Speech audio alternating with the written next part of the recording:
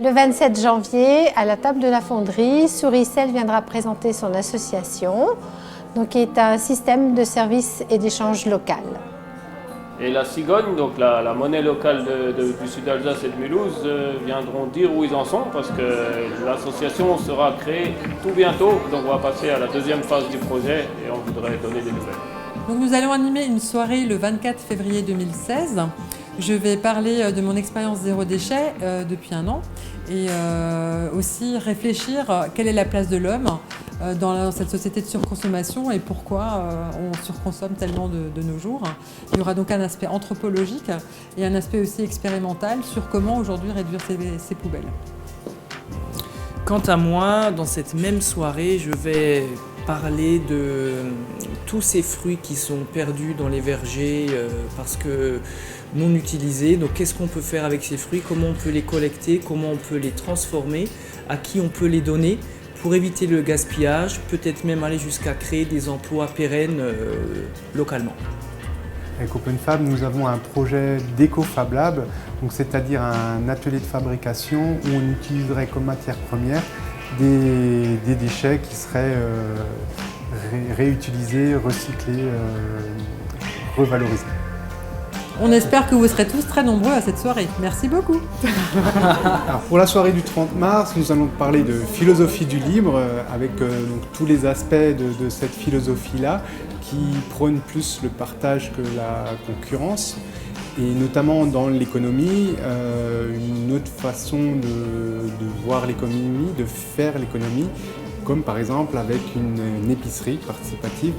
De cette même soirée, je présenterai un projet sur Mulhouse d'épicerie participative, dont l'objectif effectivement est de se réapproprier le circuit de distribution et d'approvisionnement de notre nourriture à travers un modèle de coopération et de participation.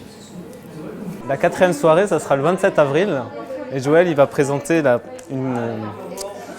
une soirée dont le thème sera la présentation sociale des sortants de prison. Donc le 25 mai, ça sera Nicolas Nafziguer qui viendra présenter le revenu de base et il sera accompagné d'Antoine. Vas-y. Voilà, et je serai là pour présenter le principe des monnaies libres, qui est une alternative à notre système monétaire basé sur la monnaie dette, voilà, tout simplement. Et le revenu universel est une conséquence un petit peu de cette philosophie de la monnaie libre. Mercredi 26 juin, il vous sera proposé une soirée sur la poésie algérienne à partir du poète Hossein Kateb. Voilà, donc c'est aussi la découverte de l'Algérie à travers la poésie.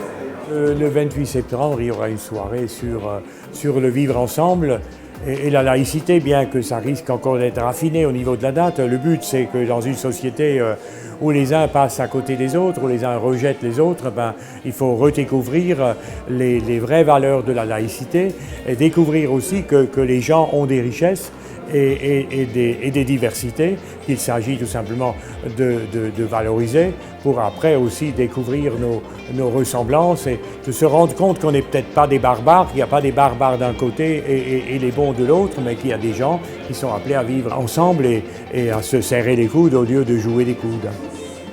Donc Valérie Borer, ATD Carmonde. Donc je vous invite le 19 octobre à participer à un débat à la table de la fonderie. Donc le 17 octobre, c'est la journée mondiale du refus de la misère et nous aurons un débat autour de cette journée mondiale. Et donc le thème du débat portera sur la solidarité avec les plus pauvres, de nos relations aidant-aidés, quelles limites, quelles alternatives, fatalisme ou blocage de nos idées, avoir comme objectif que les plus pauvres obtiennent la maîtrise de leur propre destinée, utopie ou réalisme. Le 30 novembre, nous organisons une soirée sur le thème des médias alternatifs. Le but est de regrouper l'ensemble des médias non conventionnels qui existent sur Mulhouse et ses environs et qui collectent des informations qu'on ne retrouve pas dans la presse traditionnelle, enfin dans la grande presse.